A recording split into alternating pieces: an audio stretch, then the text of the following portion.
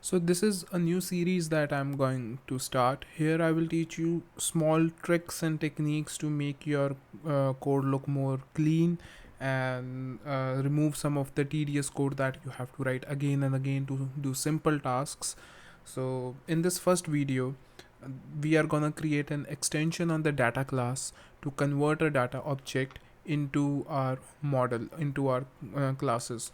So generally what happens is when we create a network request, we get the response and it's in the data form. It's of the type data that is provided by the Swift, and then we convert that into our models, such as a user model or a response model, which have some properties that we have created. And to convert the data object into the models, we have to use JSON decoder, and we have to create a JSON decoder object and then convert that into our model class and everything.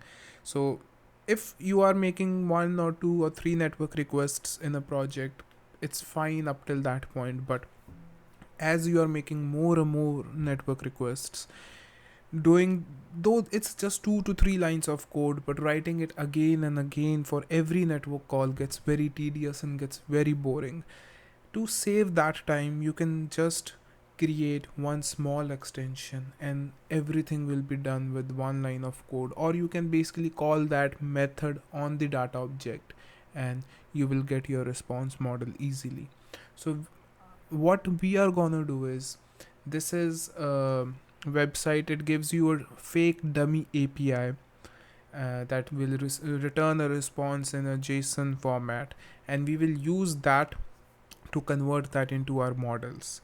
So first I will teach you the old way, and then I will create the extension that I'm talking about and uh, show you the difference, that how this one extension will reduce your couple of lines of code.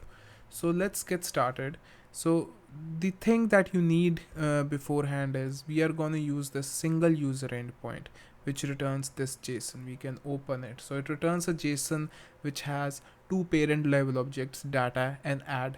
We are gonna just use the data object, and we will use ID, email, and probably avatar. You can use first name and last name as well.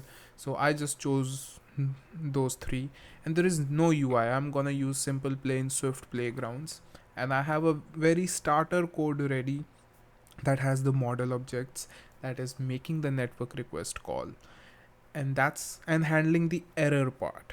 So if there is an error in the request, it will handle that. But other than that, we will do the conversion the old way first, and then I will teach you the new way with creating the extension of the data class. I will provide you the link of the starter code, the old method and the new method in the description, so you can check that out. So I'm gonna just paste the starter code here. So it's very simple. We have 2 model objects, one is the user and one is the response. So if we look at here, so this is the information about the user. So ID, email and avatar is in the user struct, and the whole response has an object called data. So we have a response model. This is the actual object to which we'll try to convert the data or the JSON that we receive from the network request, right? So I have that. I'm creating the URL, I'm making the network call, and then I'm handling the errors here, and I'm checking whether there is data in the response or not.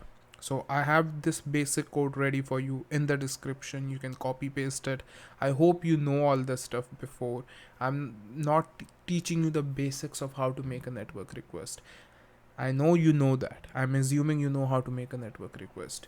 So let's get going here. First, convert the response in the JSON that we get by making the HTTP call into our response model and show it on the console the old way. So this is the old method. Let's start.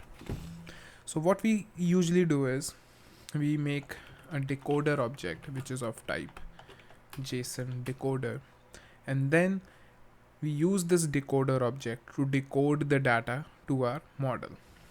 So we will do response here, and then decoder dot decode, and here we define the type to which we want to convert the JSON response, right? So here that type is response, so we will do response dot self, and then we pass the data that we want to convert. So if we wait for a second here, you will see we are getting an error. So this decode method throws an error. So there are multiple ways to handle that. Either we can do an optional try, so the object that we will get will be an optional object, or we can explicitly do the try, but here the chances are the app will crash. So the recommended way is to do a do catch. So we will do a do catch block here and copy paste this code under the do block and handle the error if something fails. If suppose the response that we are getting is not in the correct format that we are expecting, it doesn't have a object called data, it has an object which is named something else, so the conversion will crash here. So then we handle that crash here and just print the error: failed to convert the JSON response into the desired object, and we will print the error message. So here also we will print the response. So if we try to run this, you can see, I'll open the Firefox for you. So you can see the response, the top level stuff has an object called data, which is this one, and data is type of user, and user has an ID which is 2. It has an email janet.weaver@requestresponse.in, and it has an avatar. So this is working fine. This is the old way to do things. So what is the new way? The new way is we will create a small extension on the data class, because we are converting the data object, so we'll create an extension on it. So these two lines, or basically this whole do catch thing, we will handle in that extension itself, right? So what we will do is we'll go to the top of this class and we'll create an extension on the data class, and you can name the method whatever you want. I have named it transform, right? And then we will create the type to which we want to transform it, right? So what is the type? It's the response. So here we have to use generics. So what we'll do is we will say that this method will take a generic which should conform to codable type, right? And here we will take that type here, right? And this will return an optional response. So if we want to convert a data into a response, so if everything goes well, the model that we are trying to convert it is able to convert into that, it will return us that model object. Otherwise it will return us nil. Instead of basically crashing the app, we are returning a nil, and we will handle the nil case in our code. So how to do that? We will basically just copy paste this here, right? It's the same code that we are trying to write here. We'll copy paste it here, and then instead of data, because we are inside the data class already, we are creating an extension on the data class. We will use self, and then instead of response.self, because we want to make this method a very generic method, so if we want to directly convert it into a user class, if we are getting the object in this format, or some other class, if you're using a weather API or a Bitcoin API, something like that, so we can convert that. So instead of hard coding the type of class, that's why we are using the generics here. So we will pass this type here, right? And let's try to build this here.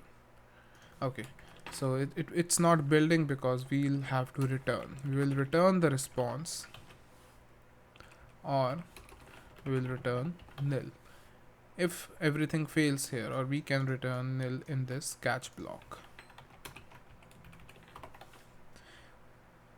So we will call this method. It will create the JSON decoder object. It will try to convert to the type we want the data to convert it to, and then it will return the response if it's successful. Otherwise it will return nil. So now we will go down here where we will using this old method, and what we will do is we'll do let response data dot transform. So you can see the method that we created above is now available in the IntelliSense here because it is an extension to the data class. So this is the data object, and here we will do response dot self, and now we can print here. So remember, this transform method is returning an optional. It's not returning the explicit object, it's returning an optional of type response. So that's why it's giving us that expression implicitly coerced from response to any. So we can explicitly unwrap it because we know that it it will successfully transform it. We just wrote the code, but you shouldn't do this. You should use the guardlet method. Now let's run this again, and you can see